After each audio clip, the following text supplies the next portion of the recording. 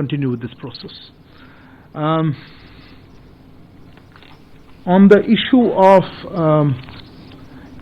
Foreign Office consultations that you mentioned, Eliana, this was, of course, they did take place, as you said, through our tweet, as we highlighted that. I don't have much to add, but let me just recap that we had this on the 13th of November. Both sides, of course, discussed a range of issues of mutual interest, including related to energy and defense cooperation. Both sides have engaged each other at various other levels also in order to take forward our special and privileged strategic partnership, and such exchanges will continue to further enhance the comprehensive bilateral ties. I don't have much else to announce other than what the two sides have already done. Foreign Office consultation is a useful mechanism to take stock of where we are and what more we can do. I certainly don't have anything to, any update on any highest level contact that you mentioned. Regarding Rishabh, you mentioned about developments in Canada.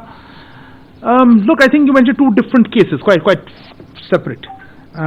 In fact, on the specific issue, as you mentioned, we have seen some misleading and inaccurate social media reports in this regard. You mentioned the one about a consular camp. Our High Commission and consulates in Canada regularly organize consular camps. One such camp was organized near Vancouver on November 12th or 13th to provide life certificate to pensioners. The event was held successfully despite attempts by a few radical elements to cause trouble. Our Consul General was not present at that site. We reiterate the need for nations to respect the Vienna Convention on Diplomatic Relations so that our diplomats can discharge their diplomatic obligations. As regards event that you alluded to near Brampton or Mississauga in Diwali, look, I think that was more in the nature of an unrest between two groups. To be honest, I don't think there has been any complaint that our consulate has received. I saw some social media reports. We also understand that the authorities there are looking into that incident, so I don't have anything further to add to that. But certainly on the first incident was involving a consular camp, and I conveyed our position on that. Shubhajyoti, regarding your query, there you are. Election schedules. Look, I think we have been repeatedly highlighting our position on Bangladesh elections, as well as this is something that the Bangladesh people and have to decide for themselves. And I think we said this on occasions. I don't really have an immediate update on that. You were asked what is our position regarding the rejection of it.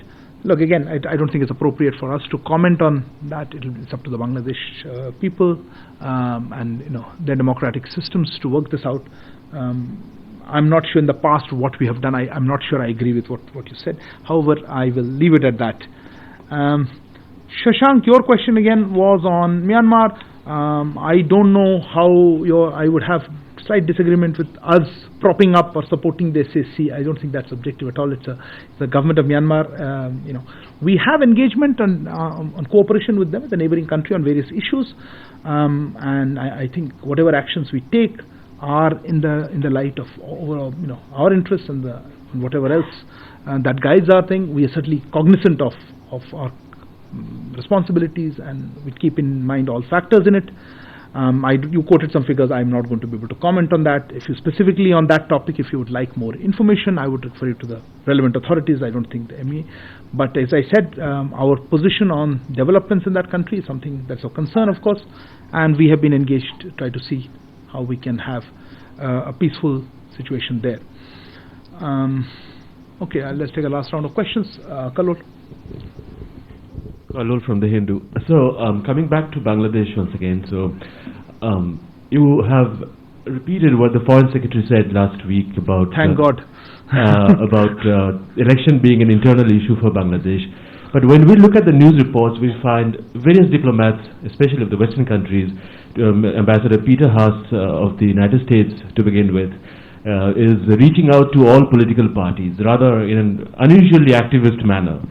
And he's not the only one, and they are raising issues. You did say the U.S. ambassador, right? Yes, I did, because he's in the news pages. You're asking the wrong person. Yeah, but I'm just making that point that, with your position, you are very unexpectedly, located with China and Russia Sorry, on Kallol, you got to Bangladesh. make it tighter. This question So- is going nowhere. Okay, fine. So the What's issue exactly is- your query? Just in 2+2, you 2 discussed... plus 2.